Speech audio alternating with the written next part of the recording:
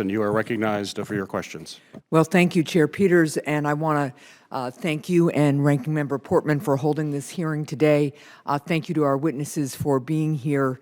And I want to add my prayers and thoughts for the CBP officers, the officer who was fatally wounded and those who are gravely wounded, and to their families. I think it's fair to say that the people of New Hampshire and the United States are holding these brave men and women in our prayers.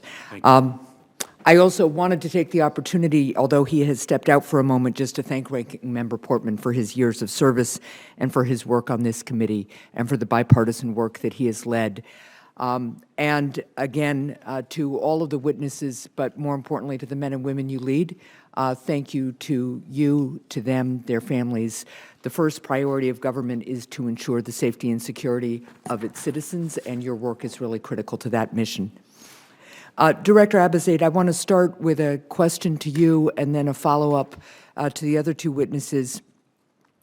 When we held this hearing a year ago, some assessments indicated that in the wake of the United States withdrawal from Afghanistan, al-Qaeda would have the ability to reconstitute itself and threaten the United States homeland within 1 to 2 years. Here we are 1 year later. To the extent that you can discuss it in an unclassified setting, what is the National Counterterrorism Center's assessment of al-Qaeda's capability to threaten the U.S. homeland? Thank you very much for the question. Al-Qaeda's capability to threaten the United States homeland from Afghanistan is quite limited, in part thanks to the operation that killed Ayman al-Zawahiri in Kabul here recently, but also because the al-Qaeda elements that are still present in Afghanistan are really not focused on external operations as far as we can tell. There are other terrorist elements in Afghanistan that we are concerned about, primarily ISIS's branch there, ISIS Khorasan. But the threat from al-Qaeda should be disaggregated from that, I think, given the very unique circumstances around that group, its relationship with the Taliban, and some of the specifics in which it has evolved over the years. Well, thank you. Director Wray and Secretary Mayorkas, do you agree with this assessment, and what are your agencies doing to mitigate the threat? And I'll start with you, Director Wray. I would add a couple things to what Director Abizaid had to say. One is we're obviously very concerned about ISIS-K Right. as one of the threats.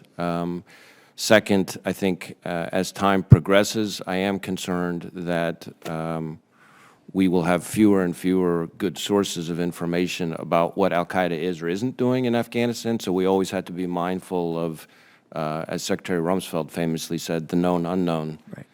That goes there. And then third, we are very concerned about al-Qaeda and ISIS's ability to inspire attacks even from over there. So those are a few points I would add. Thank you. Secretary? Senator, I think the point that my colleagues have made underscores a broader point, which is that we've spoken about the evolving threats, but we should keep in mind that the threats of the past remain the threats of the present. Only new ones have been added. And so I defer to the experts to my left. Thank you. Now, Secretary Mayorkas, I want to move on to a different topic. Every week, a new drug seizure along the border makes headlines, but the flow of drugs across the southwest border is unrelenting. The drugs that DHS seizes accounts for just a fraction of the total that criminal organizations attempt to smuggle into our country. What specific steps is DHS taking to stem the flow of drugs crossing the border? And what additional resources are you using to address this problem? What additional resources do you need? Senator, thank you so much. So it is a fact that the smugglers seek to transport controlled substances, illegal drugs into the United States, primarily through the ports of entry, through trucks, vehicles, and the like. And what we have done is we have surged technological resources that can most effectively detect the effort to smuggle those dangerous substances into our country. Specifically, for example, non-intrusive inspection technology, which has remarkable X-ray capabilities that can be implemented very, very swiftly. We have deployed forward operating labs so personnel scientists can detect the controlled substances and we can effect the seizure immediately and refer to law enforcement the persons who have sought to smuggle them. What we need is more resources like that, and we really hope that Congress passes our fiscal year 2023 budget. We are already 6 weeks into the new fiscal year Right. without the resources that we need financially to invest in that technology and deploy additional personnel as well. Thank you. One additional question, I think, given my time to you, Secretary Mayorkas. Over the last few years, cyber attacks have plagued state and local governments and other public entities. Toward that end, as part of the bipartisan infrastructure laws, Senator Cornyn and I helped create a federal grant program for state and local entities to improve their cybersecurity. The application period for the first year of the grant program concluded just this past Tuesday. I understand that the Department of Homeland Security is still reviewing applications, but can you explain what the department's goals are for this first year of grants and how you intend to achieve them? We are so grateful for that grant program. It's a multi-billion-dollar grant program over several years.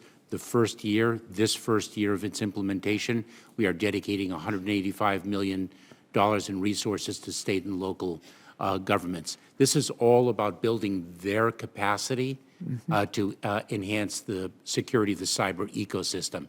In cybersecurity, Senator, we say we are only as strong as our weakest link. And the fact of the matter is that there are target-rich and resource-poor localities that we need to strengthen. Right. And that is what this grant program is going to enable us to do. So your goal really right now is making sure that the state and local governments that have applied get the resources they need and really focus on strengthening that level of cyber security. Is that fair to say is a priority there? Yes, it is, Senator. Thank you very much, and thank you, Mr. Chair. Thank you, Senator Hassan.